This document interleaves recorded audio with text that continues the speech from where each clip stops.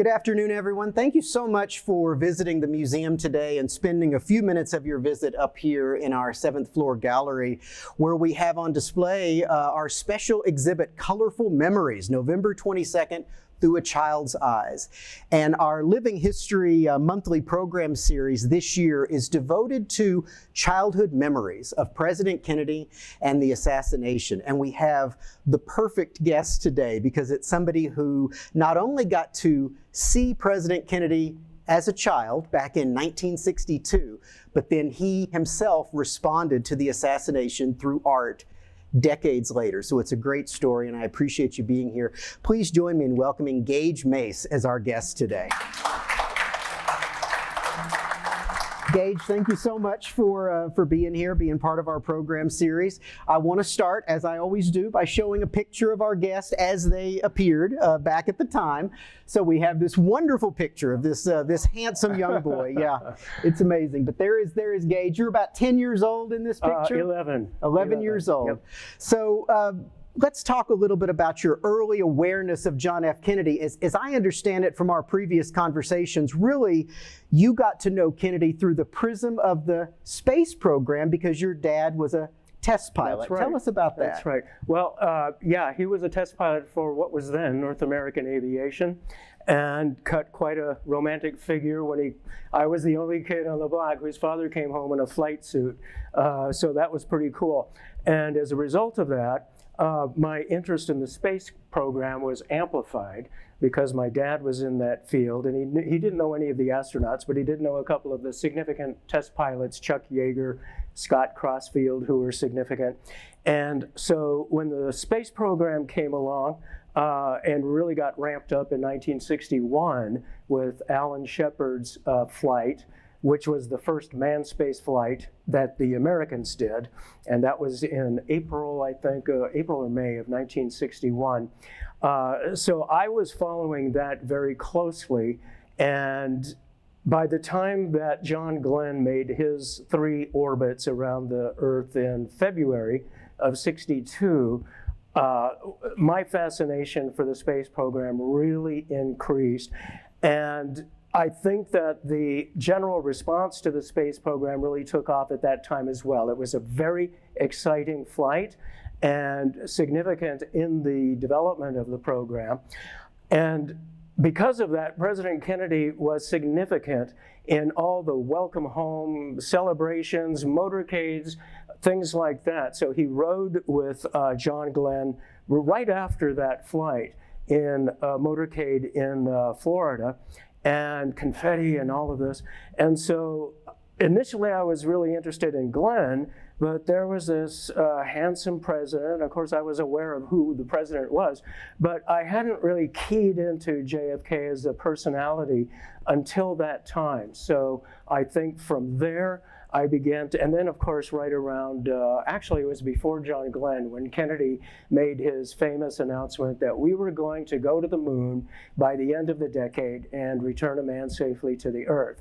And JFK was going to take us to the moon. So I was on board with that. And of course, space flight became a routine thing by the middle '60s, really, with the Gemini program.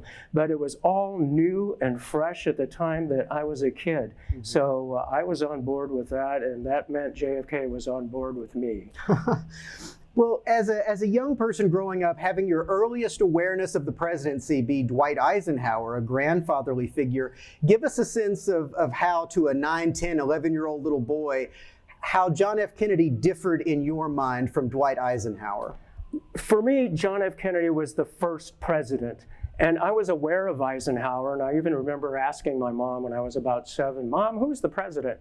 And she said, Dwight Eisenhower. And I wasn't really aware of him in terms of an image. So I didn't really have any preconception about Eisenhower, or, I mean, I certainly saw him on the news probably, but not so aware of him. And so for me, really, Kennedy was the first president, in my experience, in my lifetime. I knew that there had been others before me, but Kennedy was really the first. Mm-hmm. August 19th, 1962. That's the occasion you had to see the president. You were living in Beverly Hills. That's right. At the time, and you've actually done quite a bit of research about Kennedy's movements that day. So let's talk a little bit about the President's Day and how you and your encounter with him fit into that. Tell us a little bit about that. Well, I knew the president was in town. We probably would have talked about it in our home. And so when he came to town, by then, as I mentioned, I was really a Kennedy fan. And so I was determined to see him. We knew that he was going to go to our church, which was Church of the Good Shepherd in Beverly Hills. It was only 2 blocks away from my grandmother's home. So my mother had been in show business, and Gavu, which is what we called my grandmother, Gavu and I convinced my mom to call the church to try to find out what mass he was going to go to. So we had to kind of talk her into this. She was a little bit reluctant at first, but she did, and she got on the phone. And with all her perfect training and diction, and she had been, I guess, a starlet at MGM. And so she went into starlet mode and perched herself on the couch, called up the church, and she got a priest initially and started to say, my son is really a Kennedy fan. And before she got very far, he said, well, just a moment, and put on one of the Secret Service agents who was posted at the church in anticipation of the president's visit. So it didn't take very long for her to get into her spiel before this gentleman interrupted, and I saw Mom kind of startle and nod her head, and I could hear this guy's voice on the other end, sort of like an airline captain's voice, kind of like that. And she got off the phone and said, well, they can't tell us because of security reasons. So we had to guess which mass he was going to go to. So we conferred and decided, well, 11 o'clock's a good time. That'll give him enough time to have a leisurely breakfast, and he'll go to the church. And so we thought 11 o'clock would be maybe the right mass to go to. And so we went to that mass, and we found out he'd already been, and we'd missed him. And I was just crushed. I was so disappointed, and I wanted to leave. I wanted to leave right then. I mean, as far as I was concerned, mass was over. And my mother said, no, we have to stay. This is, it wouldn't look good for us to leave just as mass is beginning. So I had to sit through that whole mass, and I'm thinking, okay, I've got to see him somehow. And my brain is churning a mile a minute. And I thought, well, and we knew he was staying at the Beverly Hilton. So I told myself, I'm just going to walk over there and wait for him. So that's what I did. And as soon as mass was over, we went back to the house. And for that mass, because it was August and it was a really, really hot day in Los Angeles that day, and some of the images of that day show it. You can see the smog even with the black and white images. And so because it was so hot, my mother let my brother and I just wear short sleeve white shirts and a little fake tie. And I took it on myself to put on the hated, itchy, dark jacket. And I walked over to the Beverly Hilton by myself, and figuring that the full suit would stand me in good stead, which it probably did, because I spent the next 5 hours pestering the hotel staff, when's the president going to be here? And nobody knew, of course. So pause right there for just a second, because I just want to imagine this image of you at age 10, dressed up in a full suit, just waiting in the lobby of this hotel for 5 hours for a chance to see the president. Yes. A moment ago, we saw a little bit of black and white news footage of the president going to and leaving the mass. And then we see a couple of scenes of people waving on a beach, because after the mass, President Kennedy went swimming, didn't he? Yes. Well, during all those 5 hours that I was waiting, and I was thinking, well, okay, he's busy. He's meeting with Governor Brown. Pat Brown was the governor at that time, meeting with the Senator Kuechel or somebody of that sort. And I thought he was doing business as president. And I didn't know he was at Santa Monica Beach, which is where his brother-in-law Peter Lawford's house was. And that house was right on the beach. It was a public beach, but there were a series of mansions, I guess you could say, right behind that beach, and they were behind a barricade. And that's where he spent the afternoon. And during that time, he made his famous swim in the Pacific Ocean. And what happened is he was lounging by the pool, and kind of apropos of nothing, he stood up and charged through a gap between the screen that separated the home from the beach, and was zipping across the beach and dove into the water. And as he did that, word went out very quickly, the president's here, the president's just headed for the water.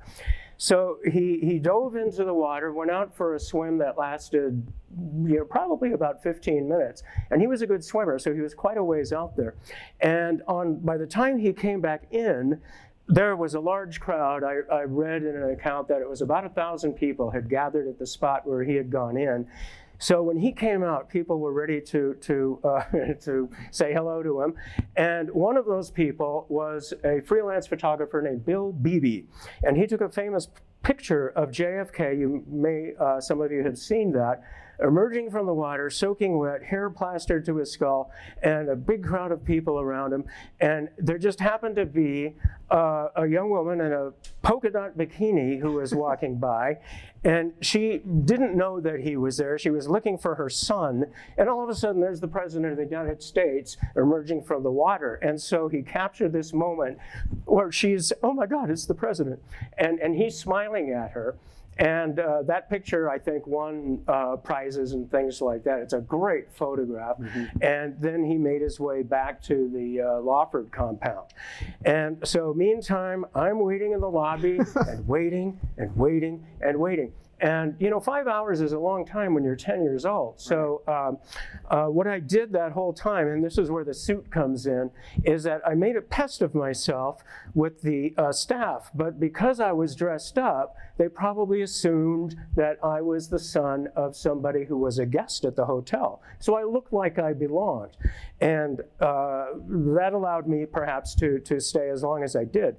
But there were two entrances to the hotel, so I was walking back and forth between one and the other all afternoon. And finally, it was getting on towards 6 o'clock. I was getting tired and hungry by then, and was right by the front entrance. And a man in a dark suit walked in and kind of, put the back of his hand across my chest like grown-ups do when they're moving a kid aside. And he said, "Son, would you please step aside?" So I thought, well, that's kind of rude. I stepped 2 paces back, and all of a sudden, there's JFK.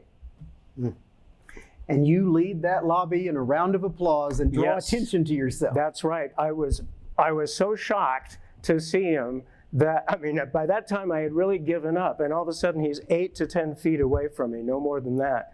And the only thing I could think of to do was to start clapping my hands. So I did. And because of the way the entrance was configured, it was a little bit screened off from the rest of the lobby. So when I started clapping my hands, the rest of the lobby took it up, and that won a presidential smile and, excuse me, just a passing glance from him, but that was enough to pretty much mark me for life. Yeah, you've described that as a real high point of your life, getting the thrill of a lifetime to see him. Yeah. And we have some footage that we're going to share here, some shots of the Beverly Hilton, and you'll see the pool in a few minutes. Not the pool the president swam in, that was the Pacific Ocean, but we'll see a few shots of the president, I think, walking into the hotel. But it was around dusk when you got to see him. Yes. And so right at the end of this minute-long clip, you'll see a shot of the president, kind of grainy, walking into the hotel at dusk. That is moments, seconds before you had your brief encounter with him. That's right. It's amazing that footage like this exists, but what a remarkable experience you had getting to see this man that you had grown to admire by this point. Here he is. Here's the dusk scene as the president, I think, is heading back to the hotel. Oh yeah, that's still at the beach right there. So that is right in front, roughly. Okay, and here's him, JFK entering the hotel. Yep. And that's how I was able to identify that moment, was because I knew that that part was in shadow by that time of the day. Right. You wrote the president a fan letter, like millions of young kids, and you got a response. And it's actually a response that he is donating to the museum today. So we're very grateful to Gage for sharing this original note with us here. But it's basically a form letter thanking you for writing to the White House. But what's interesting is the return address for you is Italy, because by this time, January, February 1963, you and your family were briefly in Italy. That's right. Yeah, we lived there for a year, and that was through my father's work. By then, he was no longer actively testing jet aircraft, but he had moved on to another phase of dealing with, dealing with foreign governments and the purchasing of a particular aircraft that he had tested, which was a commercial, like corporate type of an aircraft. And so he was wearing a suit and tie and dealing with contracts with foreign governments. So that's why we were in Italy. His company had a contract with Fiat of Turin. And so we went there for a year. And I wrote, yes, as you said, to the president.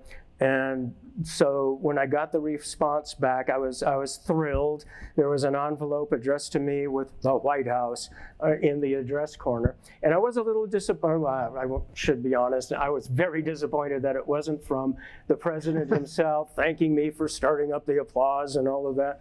But it meant a lot to me that I did receive a response and that he had seen the letter. Yeah. Well, that brings us to where we are today, Dealey Plaza, November 22nd, 1963. By the day of the assassination, you were back in Beverly Hills attending El Rodeo School, which was just across the street from the Beverly Hills Hilton. Tell us about that day. How did you find out about the assassination? Well, the interesting thing about that day is that the school did not tell us. They went the whole day withholding the news, and I researched this later, and I won't go into all of the details because of the short time we have. But and of course I didn't really put this together until later that day. But they withheld the news until the end of the day, and that really followed kind of a cultural protocol, if you will, about telling children bad news. And it was very frequently heard in my generation from parents that, well, we didn't want to upset you, so we didn't tell you then. And so I guess they figured that, oh, so we were less upset when you told us later. Okay. But anyway, that's the way things were then. They didn't tell us. And so they just dropped it like a bomb at the end of the school day. My teacher, Mrs. Melnicker, was sobbing, sitting on the side of her desk and sobbing, and broke the news to us and said, children, I have something to tell you. President Kennedy was assassinated today in Dallas.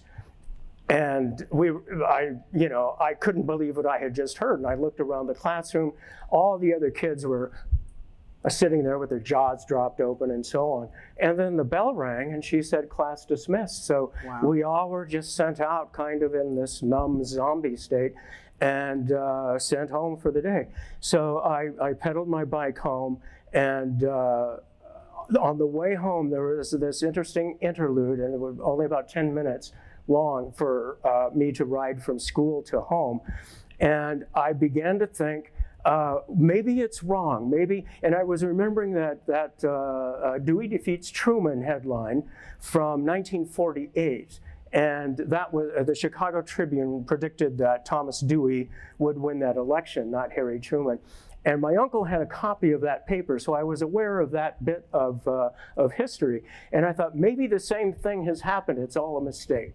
But when I got home, of course, I found out it was true. And by the time I got home, the plane, Air Force One, had arrived at the Air Force Base in Andrews Air Force Base in Maryland.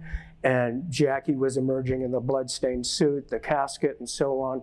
And so that's what greeted me when I came home. And of course, it was true. He was dead.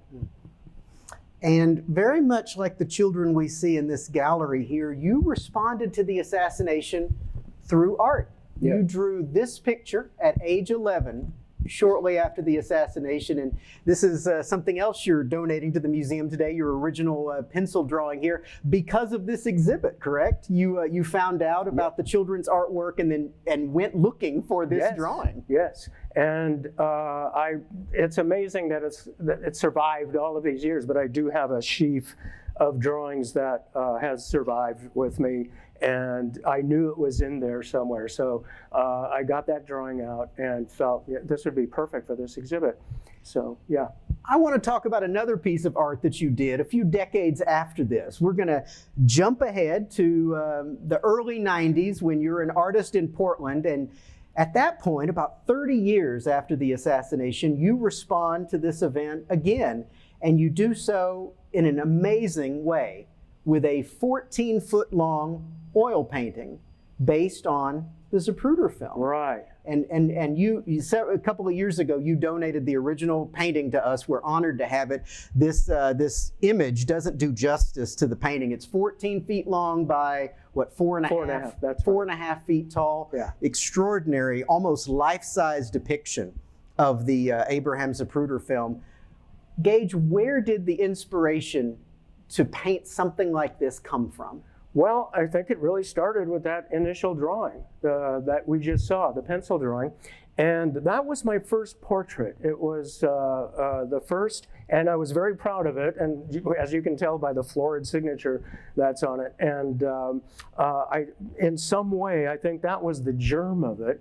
But as the years went by, and I was looking at all the images of the assassination, not just the Zapruder film, but pictures taken by Marianne Moorman, films by Orville Nix, and that they have made still photographs of. And so that imagery, in a way, it's like a family album. And I've thought about that a lot over the years. And those images, those grainy black and white, and even the color images were grainy, and the shadows and light and so on were so mysterious. And that really sunk in a significant way that I think all of that imagery was rolling around in my head. And I didn't begin studying art and really pursuing it. I did art pretty much off and on through my early adulthood, but by the mid-'80s, 1986, I began to study art formally with a wonderful Norwegian painter named Jan Sather, and he was a classical realist, and so that's what I wanted to learn, the classical realism.